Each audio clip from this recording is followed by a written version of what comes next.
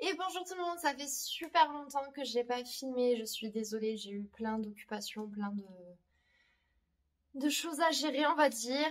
Bref, on se retrouve aujourd'hui pour un book haul, ça fait un bon moment que j'en ai pas proposé, ça doit faire peut-être 2 ou 3 mois au moins. Mais là, il est temps d'en faire un parce qu'en fait, j'ai beaucoup trop de bouquins et j'en ai tellement que je pense que je pourrais même pas tout porter parce que là, sous mes yeux, je vais avoir peut-être une quinzaine de bouquins.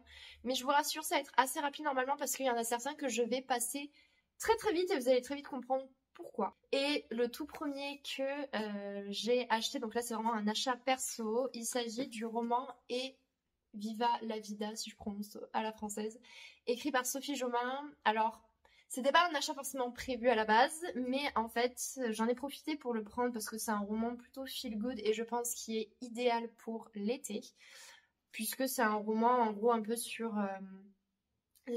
comment dire, l'acceptation de soi et justement gagner justement en estime euh, de soi. Mais en fait, si je l'ai pris aussi, c'est parce que j'ai enfin pu rencontrer Sophie Jomain. Et si vous ne le savez pas, parce que vous me suivez depuis pas très longtemps ou quoi, j'aime énormément Sophie Jomain. Alors pas forcément pour toutes ses œuvres, il y en a certaines où je vous avoue c'est pas trop mon genre, je suis pas le bon public pour, mais il y a deux ouvrages, je vais vous montrer de suite, pour lesquels bref, je suis une fan inconditionnelle, on va dire, enfin surtout un en fait.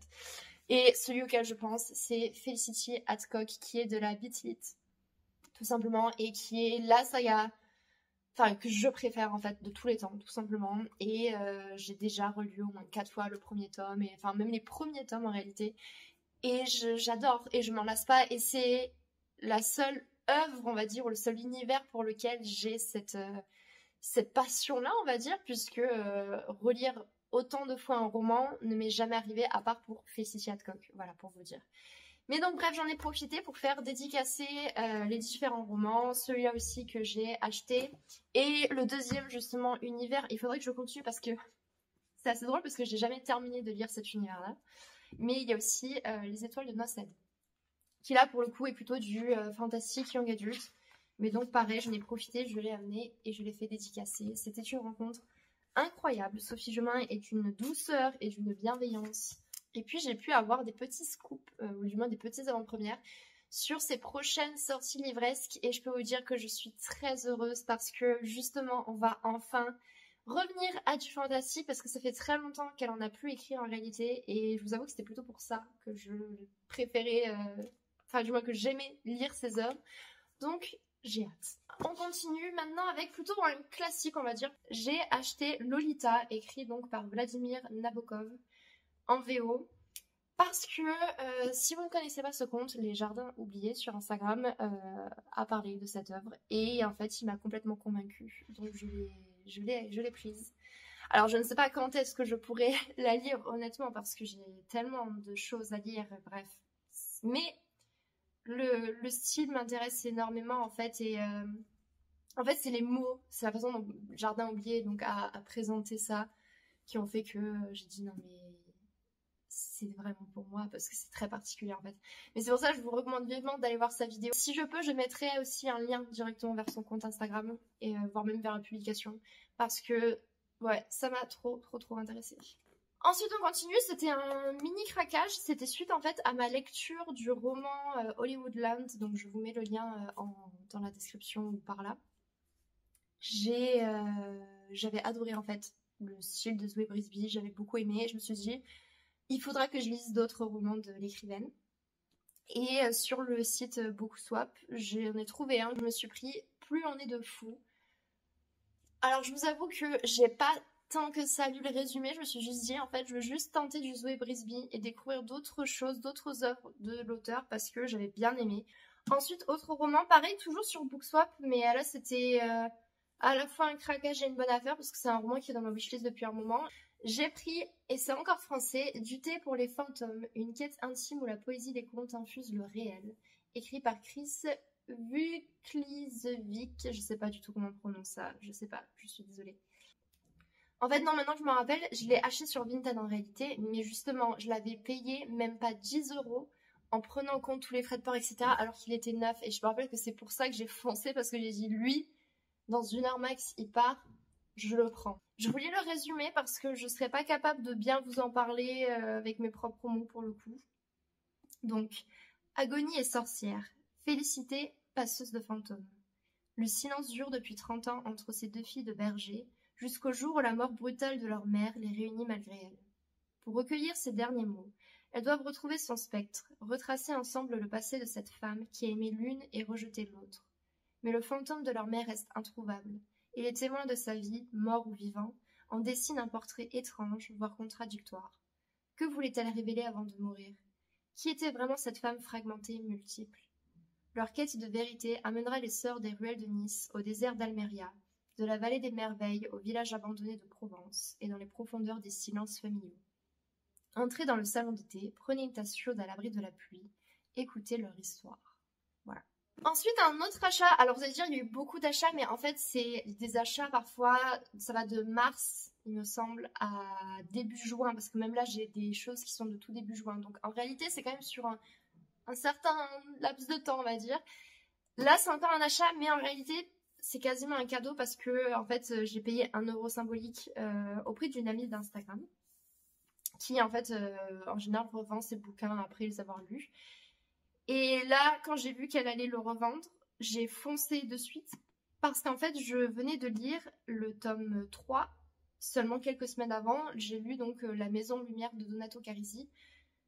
Pareil, je vous mets par là le lien vers la vidéo. J'avais beaucoup aimé. Et là, en fait, si je me rappelle bien, je crois que c'est le tome 1. Mais chaque tome, en fait, peut se lire indépendamment les uns des autres. Ça, je vous l'avais dit quand je parlais justement de la Maison aux Lumières.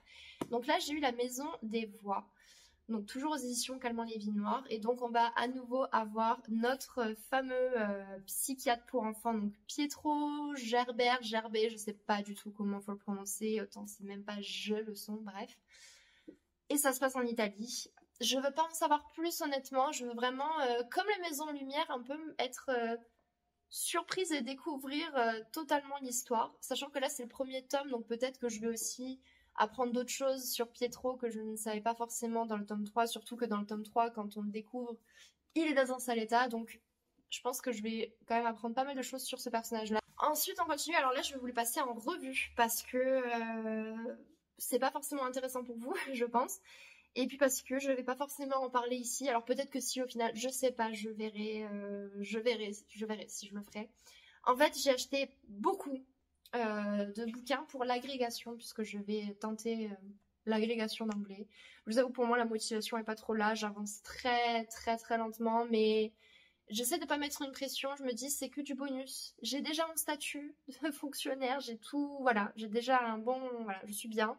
L'agrég, c'est juste un truc en plus. Donc, j'y vais un peu comme ça pour voir. Et puis surtout, là, c'est la première année. Je me dis, au moins, je vais surtout voir un peu le format et tout. Et au pire, l'année suivante, là, je m'y mets vraiment à fond. Je saurai un peu plus comment ça fonctionne, le système, tout ça, le format. Bon. Mais je dois acheter beaucoup de bouquins parce qu'il y a un programme. Et donc, par exemple, j'ai acheté des bouquins que j'avais pas encore. Puisque le nouveau programme a été publié, en fait, vers début avril. Donc, j'ai acheté certains de ces bouquins-là il y a un moment déjà. Mais donc, je vous les présente maintenant. J'ai pris par exemple donc The Life and Opinions of Tristram Shandy, je sais pas trop comment on devrait prononcer son nom, Gentleman, écrit par Laurence Stern. Donc c'est un peu une brique quand même, et je connaissais pas du tout ce bouquin-là. Donc je verrai. Je crois qu'il y a un peu d'humour dans cette histoire. Enfin bon, en tout cas c'est vraiment une brique pour vous montrer à quel point c'est écrit en petit. Et ça fait un peu plus de 500 pages. Donc je vais me régaler. Enfin j'espère parce que si je me fais chier ça va être très très long. Mais bon on verra. Donc ça c'est l'un des bouquins justement au programme de la grecque que je dois lire pour la partie littérature. Toujours derrière la partie littérature, j'ai également acheté, et ça a été très dur à trouver, j'ai galéré. Au final, j'ai fini par l'acheter via Amazon, mais du Royaume-Uni, pour vous dire. Ça a quand même pris du temps, il a fallu quasiment un mois, je crois, mais je l'ai reçu, donc je suis contente. Collected Poems, mais en fait, c'est donc tous les poèmes de Kathleen Wren, et je ne connaissais pas du tout cette poétesse. Voilà. Après, la poésie, c'est pas trop mon truc, pour ceux qui me connaissent un peu. J'aime pas trop ça. Mais en vrai, de vrai, peut-être que je vais aimer, et si j'aime, je vous en reparlerai. Parce que pour avoir feuilleté un peu et lu un ou deux poèmes au tout début, je trouve que c'est très accessible. Et donc déjà j'ai dit bon ça va, si c'est très accessible, que je comprends ce que je lis, c'est cool parce que Oh, je raconte ma vie, mais on s'en fout, donc bon, voilà. Mais quand j'étais à la fac et qu'on étudiait de la poésie, souvent c'était de la poésie de poètes assez âgés, quoi. Et c'était donc dans un anglais très littéraire et parfois très ancien, et je galérais parfois à comprendre ce que je disais parce que c'est des mots que dans la vie de tous les jours on n'entend jamais et que, enfin bref, c'est un vocabulaire qui n'est plus vraiment utilisé, voire plus du tout. Et donc je galérais à comprendre. Et déjà que la poésie, c'est pas un truc qui m'émeut particulièrement ou qui me touche ou qui, je sais pas, j'ai pas trop cette sensibilité-là. Mais alors là, en plus, le fait de galérer à comprendre, ça tuait encore plus tout, quoi. Il n'y avait aucun effet ni rien. Et là, le fait que ce soit très accessible, que j'arrive à comprendre, je me dis peut-être que je vais aimer, donc à voir. Et ensuite, j'ai pris, mais alors là, d'occasion, des bouquins que j'ai trouvés un peu en fouillant à droite à gauche. Par exemple, j'ai pris un bouquin qui aide pour préparer la grecque sur l'œuvre Twelfth Night de William Shakespeare, puisque c'est l'une des œuvres au programme de littérature, donc j'ai pris ça.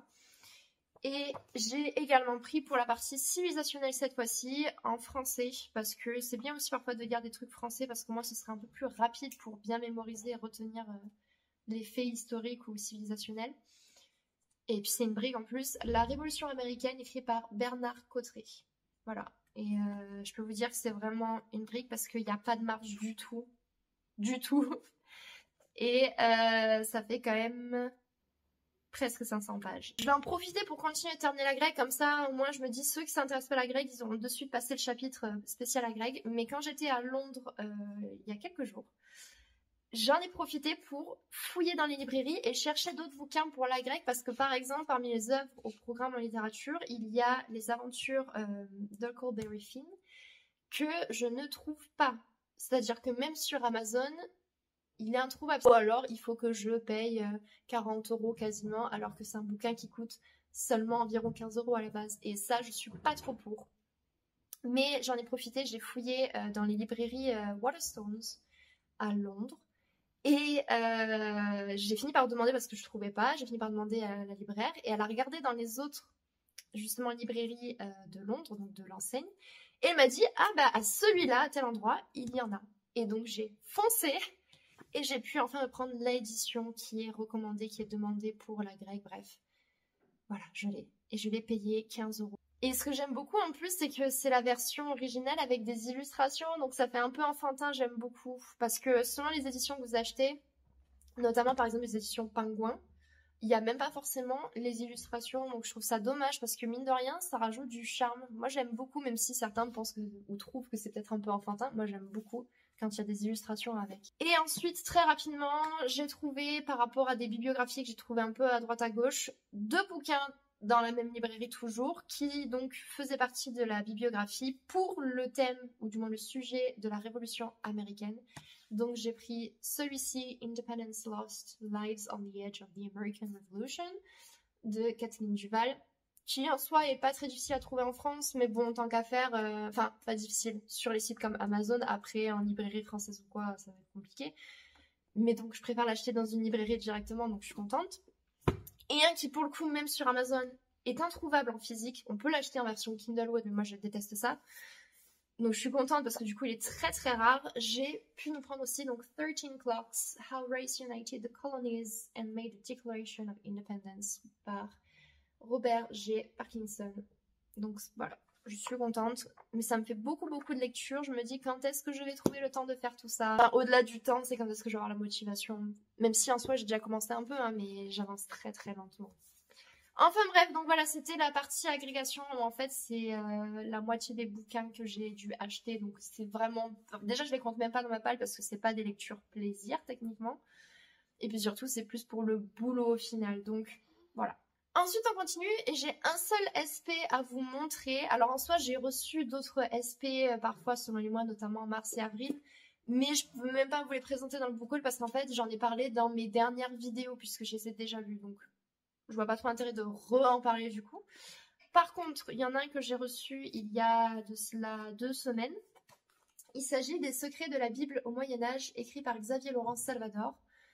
J'ai accepté ce SP parce que, en réalité, la Bible, surtout au niveau de la littérature, a quand même une énorme importance. Surtout, en fait, je pense, par rapport aux œuvres anglaises que je peux lire. Et surtout, en fait, le Moyen-Âge, c'est une période qui m'intrigue énormément et surtout sur laquelle j'ai pas forcément énormément de connaissances, à part ce que j'ai vite fait appris quand j'étais à l'école. Et donc, je trouve ça intéressant, en fait, de justement en savoir plus sur la Bible, mais dans un contexte très particulier qui est là, le Moyen-Âge. Donc, ce sera l'une de mes lectures dans les semaines à venir. Et on termine avec les achats plaisir à Londres. J'ai acheté tout d'abord, alors que je l'ai déjà lu, et peut-être que j'en ai parlé sur ma chaîne. Je crois que j'en ai parlé sur ma chaîne. Si c'est le cas, je vérifierai. De toute façon, je vous mettrai par là le lien pour vous rediriger. Parce qu'en fait, c'est un bouquin qui, je pense, quand j'en ai parlé à l'époque, j'ai dû dire que j'ai beaucoup aimé certains passages, notamment, je pense, le début et la fin, mais que j'ai dû avoir ouais, un peu de mal, voire en avoir un peu marre tout court de la partie plutôt vers le milieu, que je devais trouver très lente. Mais en fait, c'est un bouquin qui, en ayant laissé passer du temps, eh bien maintenant j'ai envie de le relire avec un autre regard. Et je pense que la relecture sera encore meilleure que la première lecture et que je vais vraiment beaucoup plus apprécier et que peut-être même que les passages où j'avais un peu du mal, bah, au final je vais bien les aimer. Donc ce que j'ai fait, c'est que j'ai racheté le bouquin parce que la version que j'avais, c'était une version d'occasion un peu abîmée, et puis surtout parce que c'est un roman que je ne suis pas sûre de pouvoir récupérer un jour parce que je ne l'ai pas avec moi, il est quelque part ailleurs. Donc j'ai racheté Moon Palace, écrit par Paul Auster, qui est en plus un écrivain qui est mort il n'y a pas très longtemps. Ça m'a rendu un peu triste parce que je m'étais dit quand même, ce qu'il dit, ça me parle tellement, les sujets qu'il aborde, notamment la quête d'identité, ce genre de choses-là, la famille, qu'il faut vraiment que je lise ses autres œuvres. Là, je me suis dit, avant de me lancer dans ses autres œuvres, je vais d'abord relire celle-là pour vraiment bien m'imprégner et bien tout comprendre. Et puis après, je vais me lancer dans la suite, mais ça m'avait vraiment marqué. Et enfin, les deux derniers achats, alors ça, je les ai faits à l'aéroport. Mais c'était du coup pas du tout prévu, c'était un craquage complet, mais parce qu'au Royaume-Uni, il se passe des choses qu'on n'a pas en France, parce que c'est comme ça. Après, c'est peut-être pas plus mal, parce qu'au moins, ça protège, on va dire, les écrivains, je suppose, au niveau de leur rémunération autre. Mais c'est que là, je pouvais avoir des romans neufs à moitié prix. Voilà. Ce qui en France n'arrive pas, en fait. Enfin, surtout que là, c'est des œuvres énormissimes.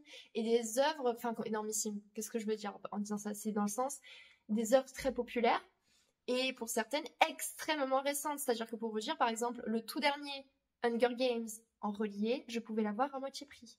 Bon, évidemment, je l'ai pas pris parce que, comme vous le savez, je vous mettrai le lien par là, je n'ai pas du tout aimé ce bouquin. Mais pour vous dire à quel point il y avait des offres incroyables, que ça, on n'a pas et on n'aura jamais en France. Mais donc, j'ai craqué. Et j'ai pris deux romans, mes deux romans qui étaient dans ma wishlist depuis très longtemps.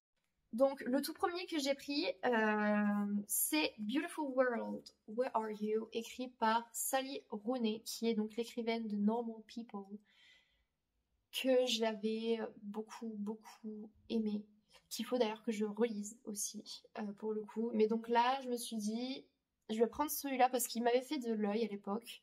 Donc là, on a encore une histoire où on va avoir des jeunes qui se posent des questions sur plein de choses, et bref, on va un peu...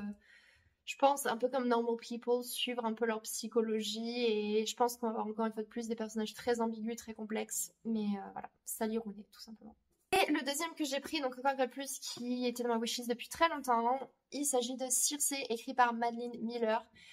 J'avais lu de la même écrivaine, et là pour le coup j'en ai parlé en vidéo, donc pareil, je vous redirigerai par là vers la vidéo, mais j'avais lu donc Le Chant d'Achille, en VO aussi. Et j'avais beaucoup aimé. Donc c'est la mythologie grecque à chaque fois. Et donc là, ça va être le mythe de Circé. Et donc comme j'avais beaucoup aimé le chant d'Achille, je me suis dit qu'il fallait forcément que je lise Circé aussi, puisque c'est de la même écrivaine. On est encore en plus dans la mythologie grecque et j'adore ça. Donc voilà, je l'ai pris. Ça y est, c'est la fin de mon book haul. En réalité, j'ai peur que ce soit très long, mais en même temps, il y avait plein de bouquins. Bon, on verra. Si vous avez tenu jusqu'ici, bravo, félicitations. Et bon retour sur cette chaîne aussi, puisque ça faisait longtemps que j'avais pas publié. Mais bon, là je vais essayer d'avoir un rythme un peu plus soutenu, surtout que ceux qui me suivent également sur Instagram, mais je pense pas qu'il y ait tant de gens que ça de YouTube qui me suivent aussi sur Insta. J'ai annoncé il y a très peu de temps que justement j'allais mettre en stand-by mon compte Instagram, mais pas YouTube, attention. Et donc je vais essayer de voir justement si grâce à ça je vais pouvoir être un peu plus active ici. Parce qu'en tout cas, Instagram ne me convient pas trop. En tout cas, la plateforme, j'ai beaucoup de mal de manière générale avec les réseaux sociaux. Mais YouTube me convient beaucoup plus. Donc voilà. YouTube, c'est sûr, je reste ici et je vais essayer d'être un peu plus active. En tout cas, au moins de publier 2 vidéos par mois minimum. Au moins de me tenir et m'engager à faire ça. Après, pour le reste, on verra. N'hésitez pas à réagir dans les commentaires donc sur toutes les offres que je vous ai présentées. Comme d'habitude, est-ce que vous en avez eu certaines? Est-ce que certaines vous tentent ou pas? Est-ce que vous avez acheté par exemple au mois de mai des bouquins et si oui, lesquels? N'hésitez pas à me partager vos lectures et vos achats. Et puis, eh bien, je vous dis à très bientôt. On se retrouvera pour la prochaine vidéo pour donc mon bilan lecture du mois de mai. Donc d'ici là, portez-vous bien. À très bientôt.